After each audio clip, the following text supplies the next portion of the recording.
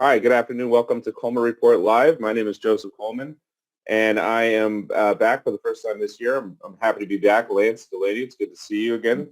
We have a longtime friend of the show, John Winnick. Welcome back, John. It's been since October of last year that we've seen you, so we look forward to hearing your comments on your band report. But first of all, let's give a quick intro to you and tell people how they can sign up for the band report and what the band report is. If anyone simply sends an email to me at jwinnick@clarkstreetcapital.com, I'll make sure you get added, or you can go to our website clarkstreetcapital.com. But it goes out every Thursday, sometimes Friday morning if I'm lazy, and just covers everything in the banking, real estate industry. Try to touch on all the things I think are relevant to bankers and real estate professionals. Absolutely. It's an excellent resource for all sorts of bankers, including SBA and SBDCs and small business lenders of that sort. Let's get into your reporting today. We're going to talk about the big four bank earnings. Just give us a quick overview of why SBA lenders should know about what the big four are doing in the earnings reporting. First off, I won't say the largest four banks are the banking industry, because I do think that the FDIC quarterly banking profile is more comprehensive because it includes everybody, and it does distinguish between the large banks and the community banks. But look, the big four bank earnings, they represent, I think, almost 50% of all the deposits. So it is a pretty good microcosm of the economy. All four of the largest banks are pretty much in every single lending area, from commercial real estate, C&I, SBA, credit cards. So it's a pretty good microcosm on what's going on. And obviously they report first, so it kind of tells you what's going on sooner. The overall themes is the banks are doing very well with the rate environment. Anywhere from, I guess, a typical bank is seeing about a 10 basis point increase in their margin for every 25 basis point increase in the Fed funds rate. So that is very positive. Loan growth was extremely strong last year, to the point where banks didn't really do much in the fourth quarter because they were holding back for this year. The big revelation, if you will, is twofold. One, the four largest banks added a whopping $4.7 billion to their loan loss reserves. And two, virtually everyone is predicting a recession of some kind. I was pretty surprised at Bank of America's comments, because last quarter they were like, everything is great, no issues, not seeing anything. And then in one quarter, they're predicting a mild recession. So, I thought that was, a pretty abrupt change in sentiment. I think Jamie Dimon said it well. There's a lot going on right now to be nervous about. Having said that, the Fed the rate increases are working. You're seeing inflation come down.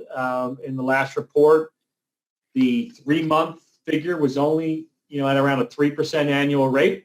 The rate increases do seem to be working. I guess the question is, are they working too much? And what are you going to see with earnings from companies?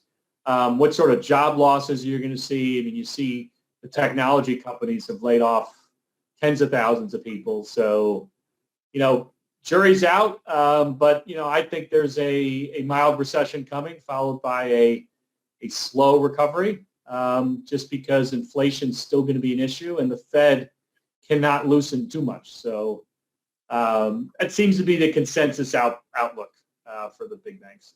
Yeah, my question is, the reports of consumer prices have plateaued, but how long is the plateau going to last? And you seem to think that it's going to be lengthy, but not too long, but it's going to take a slow recovery. Yeah, there's still pockets of some pretty severe inflation. Take egg prices, which have doubled in the past year. There's still things out there So much of inflation too is tied to, natural gas, gasoline, electricity, and so on. It's not going to happen overnight. I think Wall Street acts as if we've had the recession already and the Fed's already cut rates. I think you have to have a little bit of humility. We don't know what's ahead of us. Yeah. This playbook, in my view, we're basically in phase 3 of the pandemic, right? The post-pandemic. Phase 1 was the lockdown phase where everybody stayed home. They, ordered Pelotons. They, cooked from home and didn't leave. And then phase 2 was everything I didn't do in phase 1, I want to do now. Yeah. And now we're sort of in phase 3 where it's like, okay, what does the new normal look like now that demand is cooled, the ports are open, and and you see a lot of the companies are stuck with bloated inventories right now because there was such strong demand, and now that demand has gone away. So it's going to be difficult to predict, but more likely to have a recession than not, in my view. Let's talk about Wells Fargo. You mentioned what they were going through in 2019, but give us an update on what Wells Fargo is reporting. Yeah, I think what Wells is doing will either be viewed as being a brilliant strategic pivot or an incredibly dumb change in direction. Time will tell which one is correct. But it's hard for me to understand how someone that was number one in the mortgage industry as recently as 2019 is essentially going to leave the mortgage industry. Wells is going from being, the largest mortgage originator, the largest servicer, the largest lender to other mortgage lenders, to basically exiting that. And they're only going to make mortgages to their customers. And the thing that I'm really uncertain about is it's worrying to me who's going to replace Wells, because on the origination side, it's fine. There's plenty of people that can originate mortgages, but Wells finances hundreds, thousands of independent mortgage companies. Some of those probably have SBA loans. And I don't know what's going to happen to them, because if Wells is not going to provide a warehouse line to them, they really can't exist. And I'm not so sure there's other banks that are going to step up and fill Wells's shoes. So, it's going to be difficult for the mortgage industry to absorb the loss of someone as big as Wells. Wells is in the market right now with $85 billion in mortgage servicing. And there's no interest. They're not getting any bids, and there's no company that can take on $85 billion. So it's, their exit is not going to be smooth in my view, but time will tell if that was the right thing to do. Give us a quick update on the secondary market. You and I mentioned this before the show started, but what can SBA lenders expect to see this year? Yeah, I think it all starts with securitization. The secondary market buyers are not buying the guaranteed portions for, long-term investment. They're buying them for a securitization exit. And securitization is basically dead right now. I just got back from the Commercial Real Estate Finance Council conference in Miami last week. About 3,000 commercial real estate finance professionals were there, and no one's really doing anything. To give you an example of why securitization doesn't work right now, the AAA bonds, are probably trading, 5.5 or so. The BBB minus bonds are trading at 11 or 12%. So there's just no way to create a healthy securitization when there's no appetite for anything but the AAA pieces. So, we have an environment right now where people are either interested in ultra safe returns or highly opportunistic returns, and not much in between. So hence the securitizations aren't really happening. So how does that affect SBA premiums? Well, obviously people are paying less because there is no immediate exit. I'm actually surprised at how high they are. I mean, I think it is somewhat risky to acquire these with the hope that the securitization machine will get turned back on. Who knows if it's 3 months or 2 years. But, so long as securitization is broken, I think the SBA premiums are not going to be as attractive as they were. Again, this is part of your ban report. You're talking about the OCC threatening breakups of the large banks. Give us an update of what the regulators are doing. Yeah, I mean, I think I try not to be political here, but I'll just state, the obvious. The prior administration was very favorable for the banks, and the banks pretty much got everything they wanted for years. And I think starting a year ago when the administration went after overdraft fees, banks like Capital One were making $300 million a year in overdraft fees. So, good luck replacing that income. And that's one example, the curtailment of overdraft fees. And you've got the OCC acting controller. Now, the OCC regulates 70% of all the banks in relation to assets. So it's the primary bank regulator for the largest banks, but also a lot of small banks as well. And you have the multiple administration officials openly talking about breaking up big banks. Now, there's a question as to the legality of how they can do that. There's a couple mechanisms in the Dodd-Frank bill that allow them to do that, but they are somewhat limited. But, clearly a warning shot has been made to the large banks to, clean up their act, if you will. And in my view, they will not allow any more mega banks. They will not allow a SunTrust or BB&T to get together. So, a hypothetical merger of a key bank and a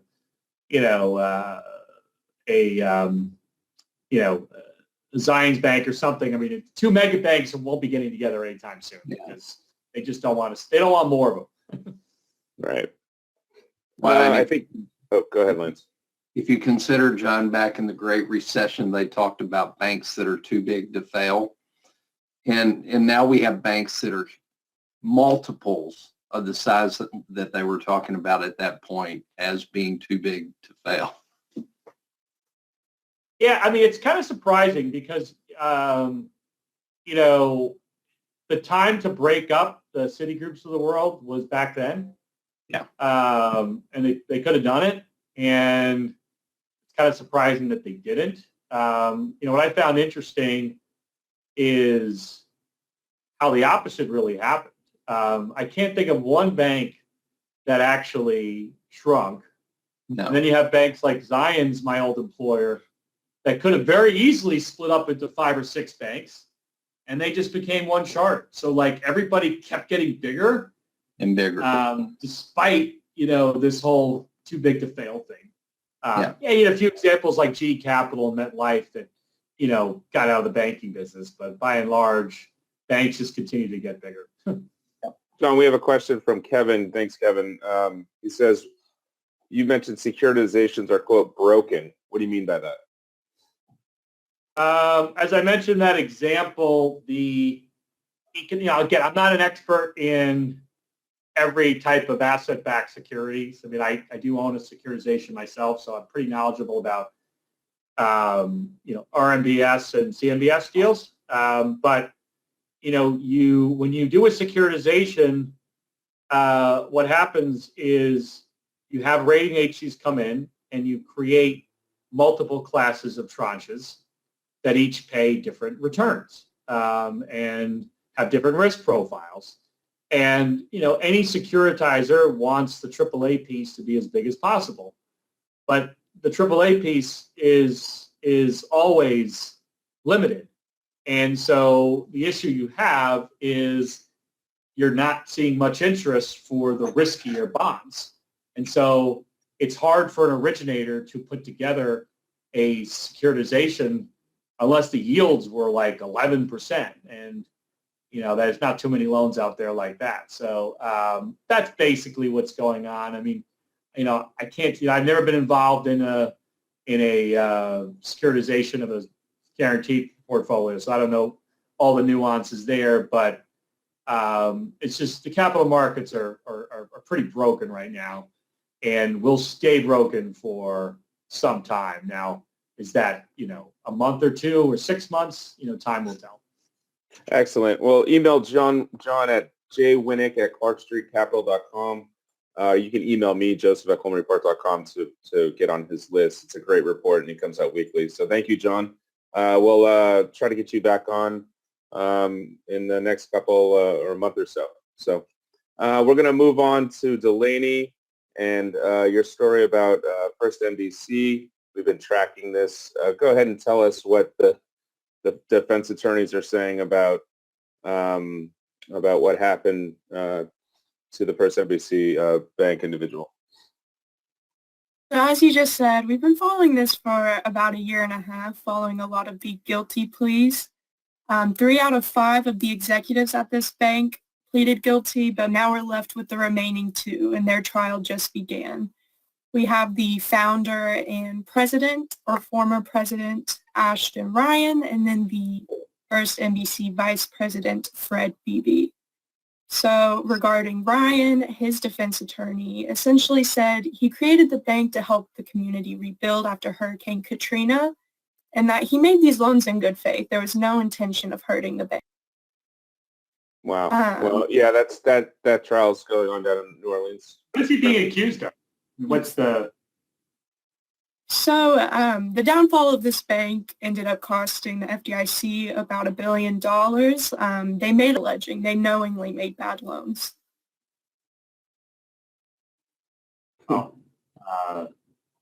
never doubt the power of the government to win a case like this, but it does be difficult to prove that somebody, now if there's double dealing and you're making loans to relatives and you're somehow benefiting, that's usually where these fraud cases and bankers end up at.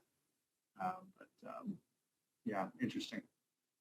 We're still talking about PPP loan fraud. This is a huge one, $28 million for, I think, 170 applications. I mean, this is a huge number. But give us an update, Delaney, and then Lance, I want to hear your take on this.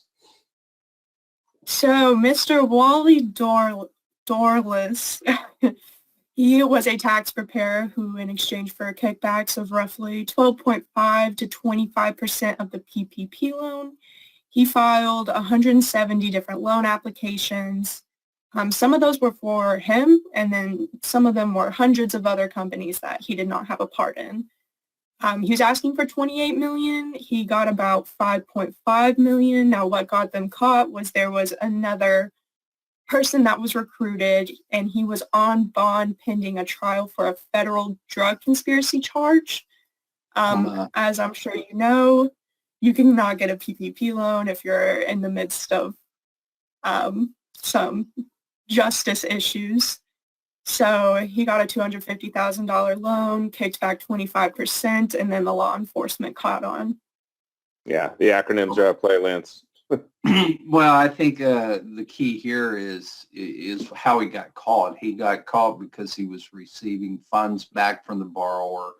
Clearly in SBA's IFRs and in the law, a borrower could not, the borrower's not supposed to pay a fee in any form or fashion on a PPP loan. The bank could, for instance, let's say Wally prepared a PPP loan, submitted it to the bank, and the bank paid Wally a fee, he'd have been fine. But Wally was getting the fees from the borrowers, and that's what ended up getting him caught.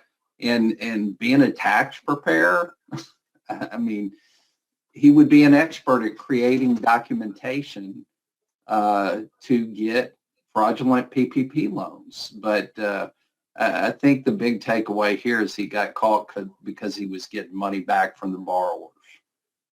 This is our last story is about a doctor who basically took all the PPP funds and put it directly into his personal account. I wonder what type of car was purchased, but again, this Delaney, you could go ahead and tell us a little bit about this, but it's the same story going on for the last year or two. All right, I'll run through this pretty quickly. The clinic he was working at received loans. I'm not entirely sure about the Accelerated and Advanced Payment Program and the Provider Relief Fund, but the money that came from those two programs, he ended up transferring from the clinic's account into his personal bank account. He was fired, of course, but 2 months after he was fired, he applied for a $180,000 loan from the PPP program, claiming it was for the clinic, but it went directly into his bank account. And you were asking about cars? Not sure about cars, but he did pay for travel and home improvements. There you go, renovations. All right. Well, thank you, Delaney. Thank you, Lance. We have a webinar next week on cash flow, what to do for 2023. And then on February 1st, we're talking about your PLP license, which should be extremely entertaining and timely. So, Sean, thank you very much. We hope to have you back soon. And thank you guys for joining us. This concludes today's show, and we look forward to seeing everyone back on Monday. Thank you very much. Have a good weekend. Thank you for joining us today for today's episode. If you like today's content, hit that subscribe button to subscribe to our channel and click that bell icon to get notified about our latest videos. Thank you again for joining us today and for supporting America's Main Street, one entrepreneur at a time. Catch you next time.